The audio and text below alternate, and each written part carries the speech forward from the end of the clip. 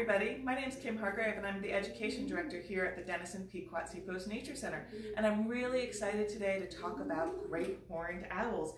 And to help us out with that today, I have Mr. Bill. Mr. Bill is the mascot of the Nature Center. We've had a Mr. Bill here at the Nature Center for over 50 years. So this is actually Mr. Bill III, the first one we had for over 35 years. And this current one came to us in 2010, and he was actually living on Long Island when he was injured, and he was brought to a wildlife rehabilitation center out there where one of his wings had to be partially amputated. And after that, he needed a permanent home, and so we were able to give him that here. So Mr. Bill, in addition to having that wing amputation, also has some neurological issues, sometimes has trouble balancing and things like that. So if you notice him rocking back and forth a little bit, that's pretty common for him here. But we've had him now for over 10 years and he does really well every day. He eats several mice and often a rat as well. So great owl to have here with us. And because he's a great horned owl, I just wanted to tell you some of his wonderful features that he has. He has super strong talons, and so you can see those talons, they're gripping into my glove right there. That's why I'm wearing this heavy glove. He can put 500 pounds of pressure down on his prey when he goes in to catch things. Things that great horned owls like to eat. They like to eat mice, they like to eat rats, they like to eat rabbits.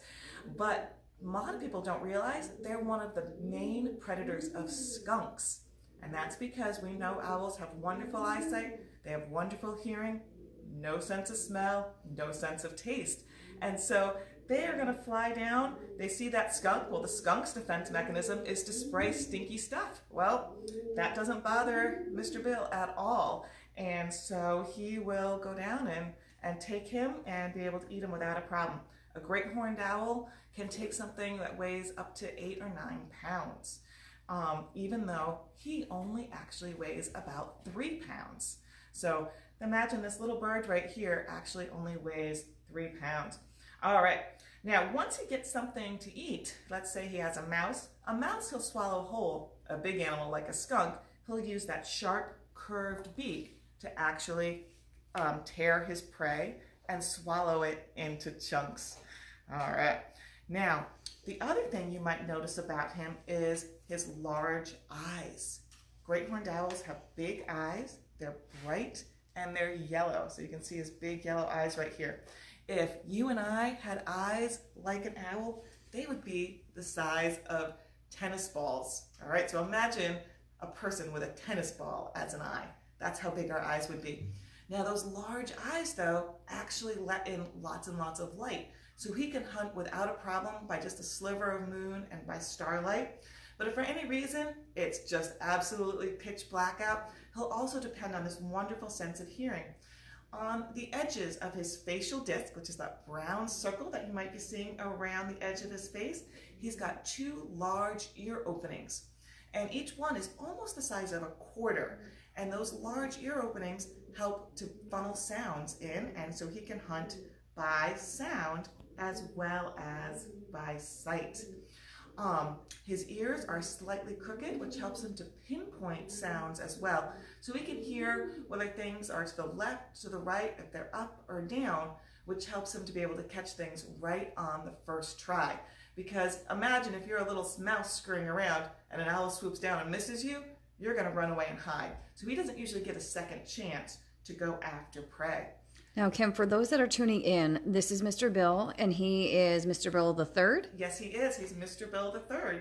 And again, we've had him for about 10 years. It's hard to say, though, exactly how old he is. And the reason why is we're not sure how old he was when he was injured. He was a full-grown adult bird when he was hurt, but it is hard to know if he was 3 years old or 5 years old or just, 2 years old when he was hurt. Now, our first Mr. Bill lived with us for over 35 years. So great horned owls can live a very long time. And when we got that Mr. Bill, he was already a full-grown adult too. So we really hope to have this guy for a really long time. And he came to us from Long Island, correct? Yes, he did come to us from Long Island. So, and that's something that rehabbers will do if they have a bird that they can't release. They will try to find a suitable home for them, and we were able to provide a good home for a great horned owl at that time. We actually have three great horned owls that live with us currently. A lot of people are familiar with E.T., our 37-year-old great horned owl. And then we also have another great horned owl, Sam, who's living with us. And Sam has been with us for about 2 years now, and she has a wing injury as well. Our previous Sam, that people might have been familiar with, was able to be released after she regained strength in her talons. And so that's always our goal, is when we get a bird in, we want to be able to rehabilitate them and then release them back out into the wild. Now, great horned owls are called great horned owls because they have feather tufts on the tops of their head. And so you can see Mr. Bill has his feather tufts kind of tucked back at the moment. Sometimes they'll be vertical, upright, and so they move them in different directions.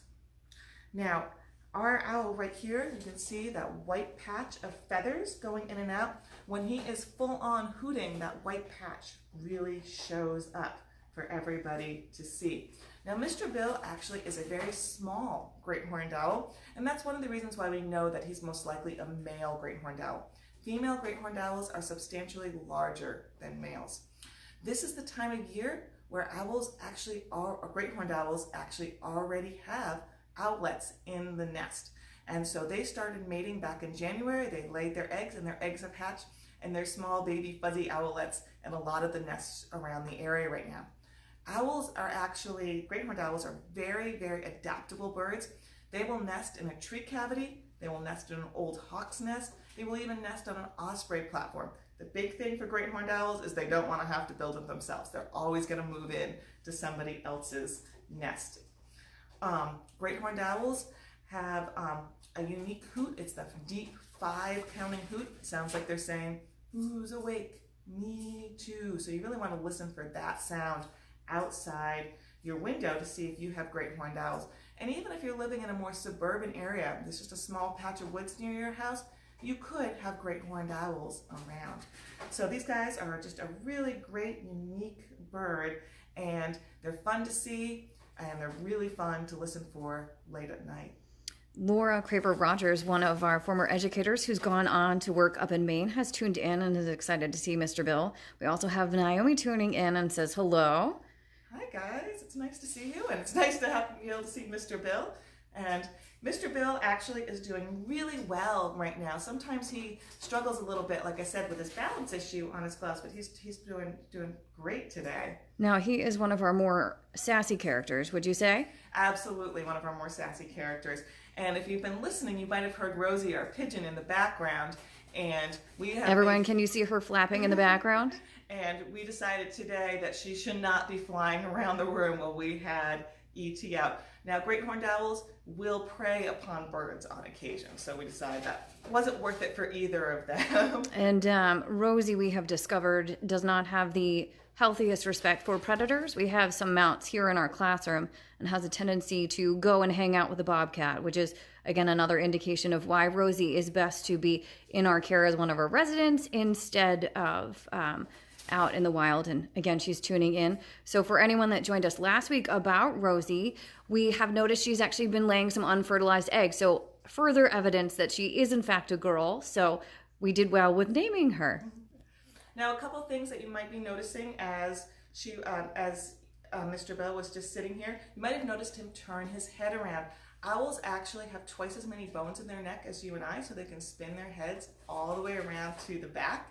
And I'm going to do this on our plastic mount right here. You can see he's turning his head, turning his head, turning his head. He can actually go 270 degrees in one direction, and then turn it around and go 270 degrees in the opposite direction. They cannot go like this though. All right, so no spinning the head around. All right, just back and forth, but very, very quickly. And they do that because their eyes are actually fixed in their sockets. All right, so they can't move their eyes back and forth inside their head the way you and I can. So they really depend on actually being able to spin their heads around. Now, would great horned owls be active at night? We have a question from Mallory who wants to know if they sleep during the day. So they are one of our nocturnal owls. The majority of owls in Connecticut are nocturnal. The two diurnal ones are snowy owls and short-eared owls, which should be have migrated back up north right now. So in general, they sleep during the day. However, sometimes, especially at dawn and dusk, so there's a little bit of sun out, you can see them flying around or hear them. And if you're really lucky, one day you might spot one, just sleeping in a tree during the day. Michelle just tuned in and would like to know what happened to Mr. Bill to make it not possible for him to return to the wild. So he was hit by a car, and when he was hit by a car, his wing was so badly injured that it had to be partially amputated, and so that's why he lives there. You can see his full wing on this side. The wing that is closest to Kim is not a full wing, and so that has deemed him non-releasable. But that brings up a great question. So the animals, especially the birds of prey that live here at the Nature Center, how do they come to live with us? So the majority of them are injured in some way, and then they need specialized care, and so they get to come to us. The Nature Center has migratory bird permits and raptor permits to be able to keep and use these educational birds and keep them on display. And so almost all of our animals here at the Nature Center have a story behind them. And unfortunately a lot of them are similar to Mr. Bill's story, where they've been injured in some way or another and then need a permanent home with us. All right, wonderful. And those are state and federal permits that we have to work with these amazing animals, correct? Yes, they are.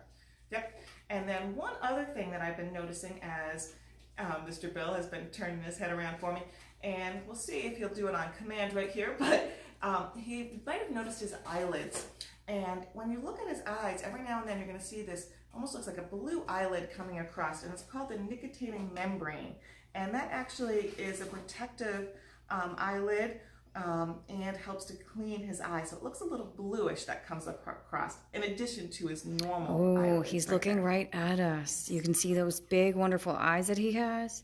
And you can see those pupils are not fully dilated at the moment. And at night, those pupils would actually fill up almost that entire eye. And that's why they can open. They're, take in so much light when it's dark outside. All right. So Amanda wants to know if he can still fly.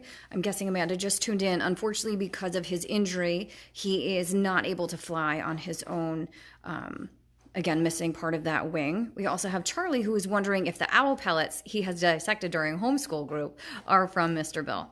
So, you know what? Not usually. We usually actually purchase owl pellets to be using during our programs. And the reason why is we know what we feed our owls. We always feed them mice and we always feed them rats. And so we always get the same things in those pellets. The other reason why, especially for classes, those owl pellets that come right out of our owls have not been sanitized. And we like to use sanitized owl pellets for our big classes.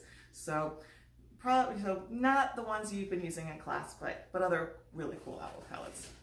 And you guys can tune into our owl dissection video that is here on our Facebook page for anyone that might have missed it, because it is pretty interesting to see what is in those different pellets. It really is a great indication of what owls are eating in the wild. Michelle would also like to know, does he always keep his beak open? He looks like he's panting. He was a little bit nervous earlier, but you can see now he's starting to calm down and he's got his beak closed for us. So no, he doesn't always keep it opened. Mr. Bill, like I said, has lived here for a long time, and he does still get a little nervous when he comes out and does programs and things like that. But this is just exactly what we want to see, this great behavior that he's been sitting right on the glove and he's pretty comfortable now, things like that. The only problem is, even though he only weighs 3.5 pounds, my arm is starting to get really tired, because after a while that weight does you start to feel it in your arm. Now, Kim, not all of our animals that we have here are great program animals. What is something that we look for to help determine, for instance, why maybe the red-tailed hawks are not program animals, that you'd be able to see them in our enclosures, but would not be coming into a program setting like this? So, animals, we always don't want to put too many human emotions on them, but we often do. And you can usually tell when an animal's more comfortable coming out for a program. Or coming into contact with people. And so like Mr. Bill, is very comfortable on the glove. The red-tailed hawks, ever since we've had them, and we've had them for a long time, Wanda we've had probably over 15 years, and Frank almost the same, they've always been very, very nervous birds. We've had other red-tailed hawks that we can get very close to right away, and so we try to make that judgment call and see if they're comfortable with people being in their enclosure at first, and slowly start to work with them to try to try to see if they're comfortable. Ideally, you want to be able to go into their enclosure and they'll, put the glove on and they'll be used to that, and they'll step up to you when they want to work. And birds that never seem to get comfortable, even though we're in their cages every day to feed them and to take care of them, usually that kind of tells us that they're not quite the right program animal. But we can still go out and see them, and we still do a lot to make sure that they get a really happy and healthy life here. All right. Any other questions from the world of Facebook? Anything to do with either working with our birds of prey or Mr. Bill, our great horned owl here? All right. So Kim, you have worked with Mr. Bill for a long time. Yep. What are some of your favorite things about working with him? So one of my favorite things about working with Mr. Bill is when he's sitting up on the perch or on my arm, and to see how he's grown accustomed to that. Like when we first got him out, he would be very nervous. He would have a hard time staying on my arm for this long a time. He would bait a lot, which means he would fall off. And so that's one of my favorite things about him. I also love that he has quite the personality. Whenever any school group comes by to the cage, he checks them all out very, very carefully. And I love hearing them hoot in winter evenings when I'm leaving the nature center after dark. I love starting to hear them talk. Great. We do have a question from Helen, who wants to know how old he is. So it's hard to say exactly, but we've had him for 10 years. We got him in 2010. And so my guess is that he's probably no more than 15. Birds of prey who get injured tend to be on the younger side. It's just because they're not as experienced at hunting and things like that. So they are more likely to get themselves into a little bit of trouble and then end up at a rehabilitation facility. Ooh, we have a great question from Vera. How old is our oldest resident Raptor? Oh, imagine that would be. Think here. So I'm guessing currently right now the bird that we've had in residence the longest is going to be Wanda, the red-tailed hawk. Like I said before, I would say we've had Wanda for just over 15 years currently. But our oldest bird that we have is E.T., and E.T. is a great horned owl who's 36 years old and just came to us from Doris Major, who lives in Washington State, and we had a long-term relationship with her and her wonderful organization and called SOAR, Saving Our American Raptors. And she needed a home for her great horned owl, and so we were able to provide that home for her. And she had had E.T. for over 36 years, and we're coming up on our year anniversary with E.T. this month. So we know he's about 37 years old. All right, great. Well, everyone, thank you so much for tuning in. We will be tuning in live again tomorrow morning at 10 a.m., so hopefully you can join us then. Thank you.